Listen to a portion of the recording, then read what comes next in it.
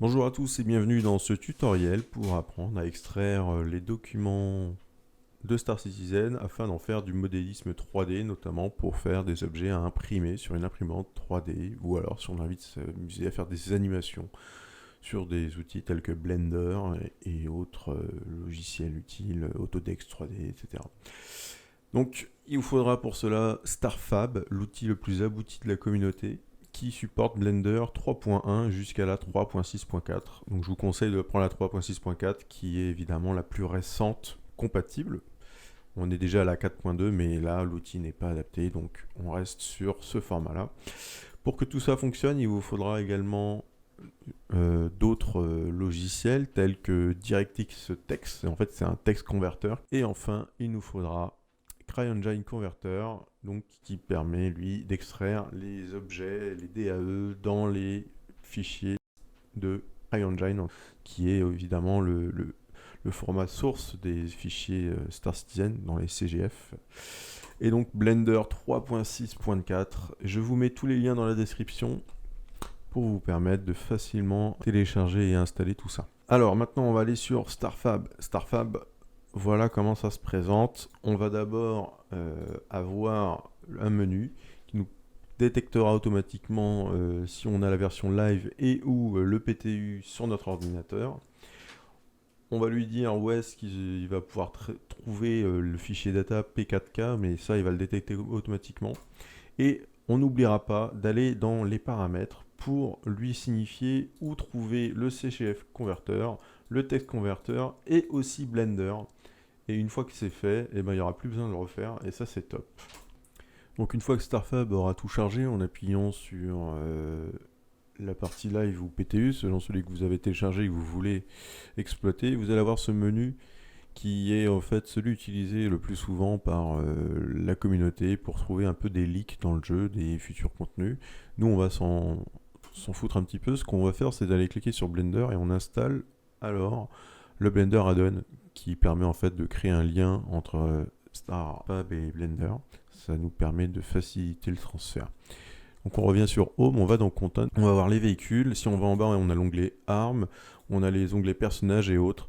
Donc là c'est top. Nous, si on veut faire un véhicule par exemple, on a juste à ouvrir Vaisseau. Et là, on va avoir le choix de tous les vaisseaux avec évidemment les versions différentes, mais généralement c'est les peintures qui changent ou alors les armes. Donc il faut voir si on a besoin de faire du modélisme 3D avec de l'impression, on s'en fout. Par contre si c'est pour de l'animation, bah, ça va extraire des peintures qui seront différentes et là c'est un peu plus important. Donc cliquez bien sur le côté droit les fenêtres que j'ai déjà cliqué comme Automatic Convert Texture, le son, le Collada Model, les sous-dossiers et bien sûr Verbose Logging qui permet d'avoir les logs de toute la partie extraction, retrouver ce qu'il y a eu comme erreur, notamment quand on a fait une extraction et qu'on n'a pas tout. Ensuite, vous allez choisir le dossier. Alors, on va prendre du simple. Pourquoi? Parce que certains véhicules ont des habitacles et des couloirs et compagnie. Et ça demande du travail pour pouvoir tout supprimer. Donc là, je vais pas le faire. Je vais perdre du temps à vous montrer comment faire. Et bien sur Blender, on va tout simplement avoir le menu de base. Donc on peut l'ignorer. Et je vous invite à supprimer tous les objets sur la droite qui ne nous servent à rien. On va devoir, en plus sur Blender, ajouter des outils. On vous invite à aller sur Add-on et puis vous tapez SC, vous mettez un espace et vous allez avoir deux outils en plus. Vous cliquez, vous encochez, ça les télécharge automatiquement. N'oubliez pas de faire enregistrer les préférences, même si c'est automatique, des fois ça déconne. Donc enregistrer pour bien être sûr, vous n'aurez plus à le refaire derrière. Donc vous allez dans SC Modding, c'est un onglet qui va s'ajouter grâce à ces deux add-ons et vous faites importer SCDT Blueprint. Et moi je retourne dans le fichier que j'ai enregistré, le signé, je vais dans véhicule, je fais Cyanox, je prends le SCBC pardon, et là je retrouve ma Nox qui est là. Ok, alors il y a des petites erreurs, notamment cet objet là, on ne sait pas trop ce que c'est. Merde. Donc on va le déplacer pour essayer de comprendre. Il fait clairement pas partie de la moto, donc on peut le supprimer. On va avoir des trucs qui nous servent à rien. On peut les supprimer. L'écran d'interface, est-ce qu'on peut le supprimer? Non, parce qu'il est lié à d'autres objets. Donc on le conserve. et on le supprimera autrement. Mais là, c'est pas le sujet de la vidéo, donc on s'en fout. Là, ce que vous allez faire ensuite, c'est tout simplement exporter le fichier. Alors, ne faites pas un STL puisque le fichier sera vide. Par contre, vous faites un wavefront, donc un point objet.